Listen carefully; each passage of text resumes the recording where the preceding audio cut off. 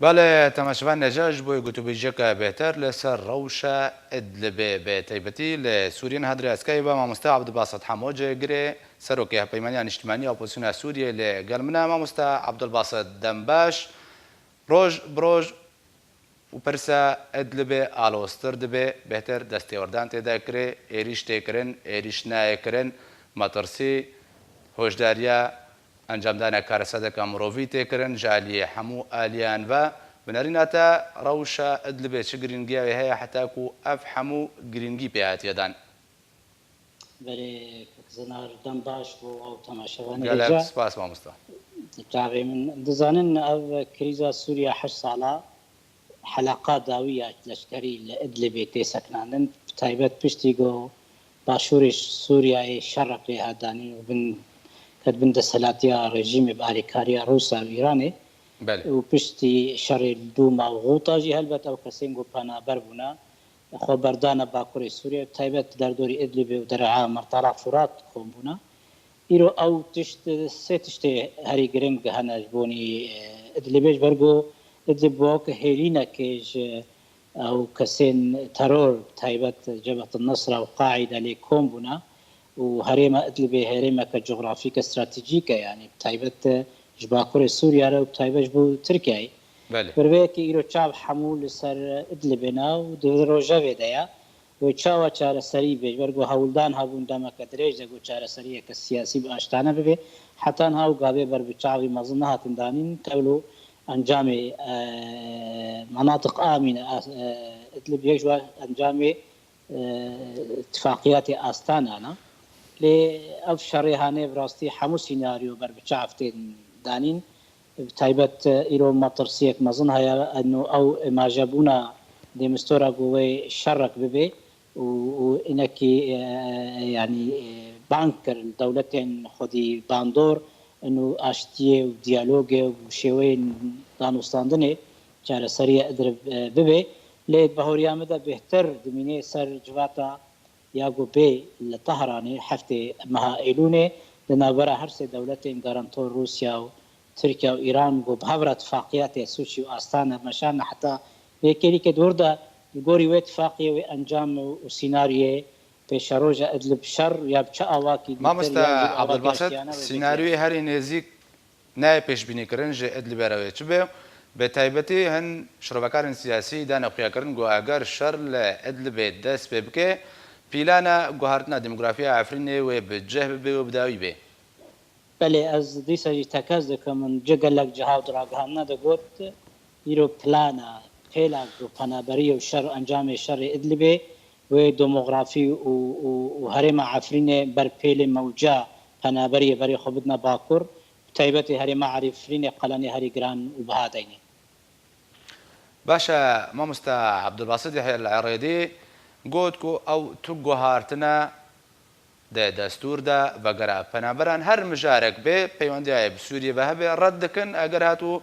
ئەوم بێژن چارەسەریە سیاسیان بە گواستنە سیاسی نەوێ ئەنجامدان بنەریناتە ئۆپۆزیسیۆن هەینە دەوی جهێ بەهێز دێتە کوڤا مەرجان لەسەر ئالیە ناودەوڵەتی بسەپێنێ ئەو یەک ئالاوا بوو بۆ وەکە کارتێکی بوو رووسیا خۆست بکار بێنێ پشتی شەڕی باشووری سووریایە بسەر کەت و باریکاری ڕێژیم گاری بوو دەسلات بکێ ئەو کارت پێشکەشی دەوڵەتە کرد هەنێک دەوڵەتە ئارێکردن حتانها بەگەرە پەنەبەریە پەنەبەرەکە ناودەوڵەتیەت بن سیوانە یەکیتیانەتەوە وڵاتی ئیرۆ بۆ ڕاشنە وا کەسێ پەنەبەر نە بریارە رووسایە یانژی ئارێبوونا لبنانەیە بەر هەر یەکێ ئالیەکێ بێ پەنەبەری بێ هەکەر ئارامی و چارەسەریە سیاسی هەمومکنە کەسێن ئیرۆ گۆش بۆی ئەنجامی شەڕ بۆی ئەنجامی شورش سوری گو بشار اسد قبول نکرد نممکنه بگرندی سر بن سیوانا دکتاتوره کی ظالم وک بشار اسد گو ایمایجی قرب کې وک چاو دیار کر کسین هاجی مانه دو خوازن وبنا لشکریان چارو بری و بده شر کی درا و دورداجی حتی گو بشار اسد هی نممکنه کسی پنابر بگر نممکنه چاره سری که سیاسی راس رسویا بدانیم باشە مامۆستا عەبدولباسط جی گوتو نگۆرێک و هەموو وڵات و هەموو ئالێک پێشبینیکێک و شەرێکی مەزن وێ ئیدلبێ دروست بێ و کارەساتێکە مرۆڤی وەرێ ئەنجامدان چ ئامادەکاری ji بۆی ڕێگریکردن لە vê کارەساتێ هاتنەکردن او شريط بي يعني لا بسلا اوبوزيسيون يعني خلكي سوري بقدر وبإرادة ما البربو إلو اجندا وبرجواندين و دولتين هرمي وناف دولتي او نياغو قدرا بشروجا سوريا دمشيني او كس خلكي سوري بو قربانيه ناكوكين و دولتا و8 سال جي خلكي سوري قلندم حتى انها جي نزلاله بربيك اف بروجا سوريا نبس لسوريا ويسكنه الرجلات نابين تبع دور دكي بر إلو كريزا سوري نمانا بشار وشنا بشار يعني سركتنا برجيم يا اوبوزيسيون يعني إلو قلنا يوي خلكي سوري دينو اجنده و دولتا بريا برجواندي خلكي سوريا باشا مامۆستا عەبدولباست وەزیرێ دەربێ سووریێ ولید المعلم بێژێ ئەوەی ئیدلبێ ڤەگەڕین بستێنن چ بدانوستاندن بێ چ بە ئەنجامدانا ئۆپەراسیۆنên لەشکری بێ ئەv هێزە ku ڕژێمە ئەسەد پەیدا کرێ شکی دەرەیە ئەگەلۆ رووسیا ڕاستە جددیە دێ پشتەبانیە ڕژێمە ئەسەدە divê çendêdeş بۆی ئیدلبێ ji ber berî demekê nexşereyek li ger Tirkiye ji bo rêvebirina ئیدلبێ ساز کرد. او ما قلت يعني بشير الاسد ووليد المعلم تحصيل حاصل آلافة بإرادنا وخلكيجو روسيا ودمشيني والميشليات الإيرانية دمشيني او بريارة وشو موسكو تعليمات خاصة عندن دويت ولو بكي وكشاوا تعليمات خو بشار اسد روسيا اصلا انا دبينيت بروباغندا جو شخور ديار بكي انه والله اي كاربي چاره سريه بكي وك قلت كليتا چاره سريه دنابر امريكا وروسيا ديا او فشار روسيا الامريكي تركيا بكي والايراني بكي وغوري برجواندي امريكا والهفكرنا امريكا وروسيا نجي قدر خلكي سوري تيسر ماصي چاره سريه